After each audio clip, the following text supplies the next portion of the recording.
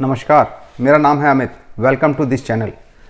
अगर कोई minor girl जो कि रेप सर्वाइवर है और रेप की वजह से वो प्रेग्नेंट हो जाती है, तो इस प्रकार की प्रेगनेंसी को टर्मिनेट कराने के लिए क्या लीगल प्रोविज़न है, यही आज का टॉपिक है। रेप की वजह से जो प्रेगनेंसी होती है इसे फोर्स प्रेगनेंसी कहा जाता है। तो चलिए देखते हैं इस प्रकार की फोर्स प्रेगनेंसी को टर्मिनेट करवाने के लिए क्या लीगल प्रोविज़न है। And please don't forget to subscribe the channel. महिला द्वारा चाइल्ड बॉर्न करने की इच्छा, या इसे हम यूं भी कह सकते हैं reproductive choice of A women, ये महिला का एक संवैधानिक अधिकार है। प्रेगनेंसी को टर्मिनेट करने के लिए medical pregnancy of termination act के क्या प्रोविज़न है, एक बार इन्हें देख लेते हैं।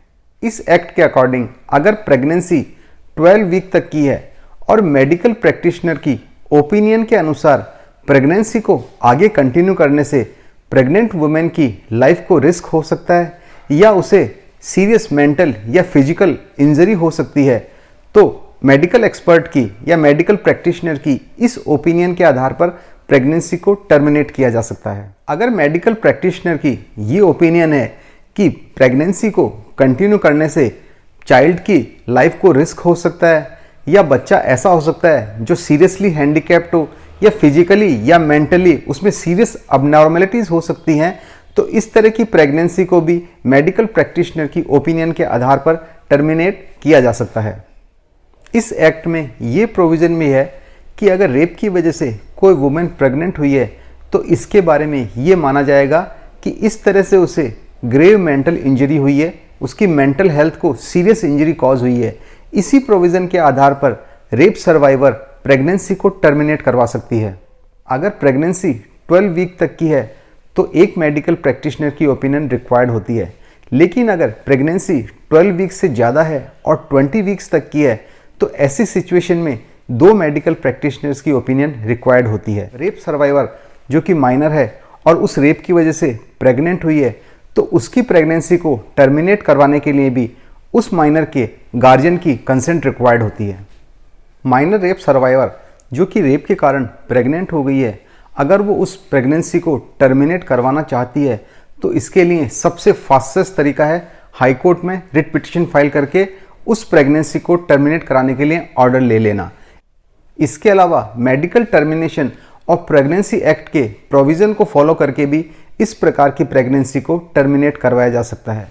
अगर प्रेगनेंसी 20 वीक्स से ऊपर हो गई है तो ऐसी सिचुएशन में एक्ट के अकॉर्डिंग प्रेगनेंसी को टर्मिनेट नहीं करवाया जा सकता है। ऐसी सिचुएशन अराइज हो जाने पर कोर्ट में रिट पिटीशन फाइल करके प्रेगनेंसी को टर्मिनेट करवाया जा सकता है। इस इश्यू से related honourable Rajasthan high court का एक जजमेंट मैं आपके साथ शेयर करता हूँ। इस केस में एक माइनर रेप की वजह से प्रेग्नेंट हो गई थी। उसने इस प्रेगनेंसी को टर्मिनेट करवाने के लिए ट्रायल कोर्ट में एक एप्लीकेशन फाइल की। ट्रायल कोर्ट ने मेडिकल बोर्ड से ओपिनियन ली और बाद में इस एप्लीकेशन को डिसमिस कर दिया और उसका रीज़न ये दिया कि प्रेगनेंसी को 20 वीक से ज़्यादा का समय हो गया है और ऐसी सिचुएशन में एक्ट के अकॉर्डिंग प्रेगनेंसी टर्मिनेट नहीं की जा सकती। ट्रायल कोर्ट के इस ऑर्डर को ऑनरेबल हाई कोर्ट में रिट पिटीशन के जरिए चैलेंज किया गया।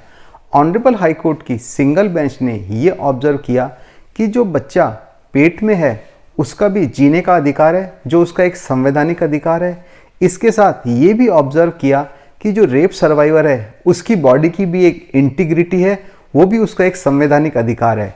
और कोर्ट ने ऑब्जर्व किया कि इन दोनों ही अधिकारों में से बच्चे के जो जन्म का अधिकार है उसे प्राथमिकता दी जानी चाहिए।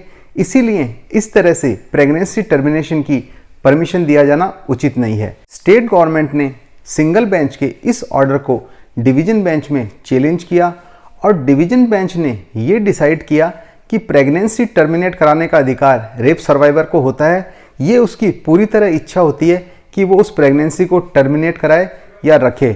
और इस केस में उन्होंने इस तरह के ऑब्जर्वेशन पास किए और कुछ डायरेक्शन भी इशू किए। ये जजमेंट आपको ऑनलाइन आसानी से स्टेट ऑफ राजस्थान वर्सेस नवजीवन संस्थान के नाम से मिलेगा। इस केस में माइनर थी, उसका नाम डिस्क्लोज नहीं किया गया है जिससे कि उसकी आइडेंटिटी सामने न आए। तो आज के इस टॉपिक को यही कंक्लूड करते हैं। जल्द ही मैं आपसे मिलूंगा एक और नए इंटरेस्टिंग लीगल टॉपिक के साथ। अगर आपको आज का ये वीडियो पसंद आया हो तो इसे लाइक करें, शेयर करें और मेरे चैनल को सब्सक्राइब करना ना भूलें। यतो धर्मस्ततो जयः।